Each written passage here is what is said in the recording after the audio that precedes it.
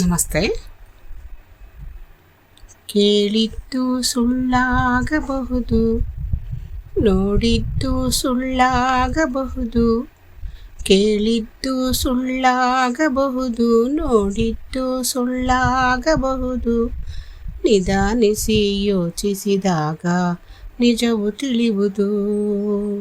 ನಿಧಾನಿಸಿ ಯೋಚಿಸಿದಾಗ ನಿಜವು ತಿಳಿಯುವುದು.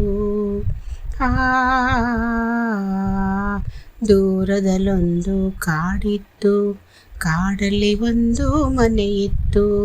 ಮುಂಗುಸಿಯೊಂದು ಹಲ್ಲಿತ್ತು, ಮನೆಯನ್ನು ಕಾವಲು ಕಾಯ್ತಿತ್ತು.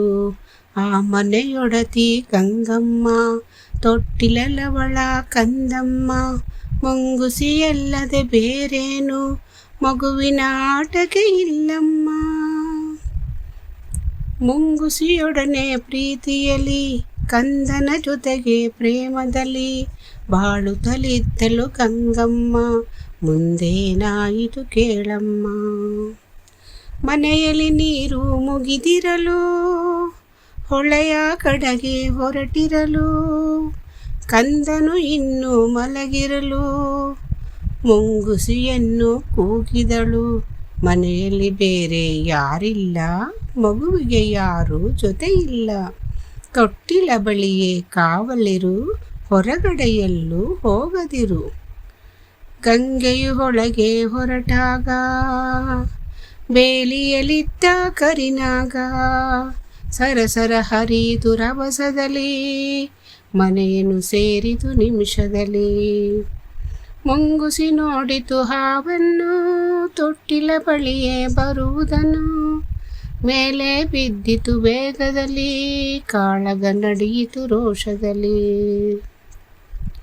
ಸೋತಿತು ಹಾವು ಜಗಳದಲ್ಲಿ, ಮುಂಗುಸಿ ಗೆಲುವಿನ ಹರುಷದಲ್ಲಿ. ಹಾವಿನ ಪ್ರಾಣ ಹೀರಿತ್ತು, ಬಾಯಲ್ಲಿ ರಕ್ತವು ಜಿನುಗಿತ್ತು.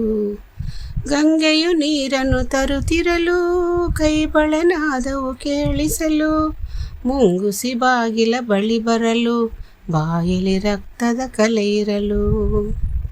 ಬೆಚ್ಚುತ ಗಂಗೆಯು ನೋಡಿದಳು, ಮಗುವನ್ನು ಕೊಂದಿದೆ ಇದು ಎಂದು.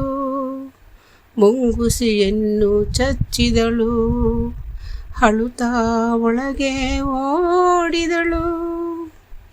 ತೊಟ್ಟಿಲ ಕಂದನು ನಗುತ್ತಿತ್ತು, ನೆಲದಲ್ಲಿ ಹಾವು ಸತ್ತಿತ್ತು.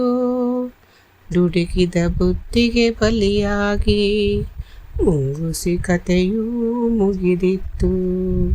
ಕೇಳಿದ್ದು ಸುಳ್ಳಾಗಬಹುದು, ನೋಡಿದ್ದು ಸುಳ್ಳಾಗಬಹುದು. ಕೇಳಿದ್ದು ಸುಳ್ಳಾಗಬಹುದು, ನೋಡಿದ್ದು ಸುಳ್ಳಾಗಬಹುದು. ನಿಧಾನಿಸಿ ಯೋಚಿಸಿದಾಗ ನಿಜವು ತಿಳಿಯುವುದು. ನಿಧಾನಿಸಿ ಯೋಚಿಸಿದಾಗ ನಿಜವು ತಿಳಿಯುವುದು. ನಮಸ್ತೆ, ನನ್ನ ಹೆಸರು ಪದ್ಮಾ ಅಂತೇಳಿ. ನನ್ನ ಚಾನೆಲ್ ಸನ್ನತ ರಕ್ಷಕ ಕೃಷ್ಣ.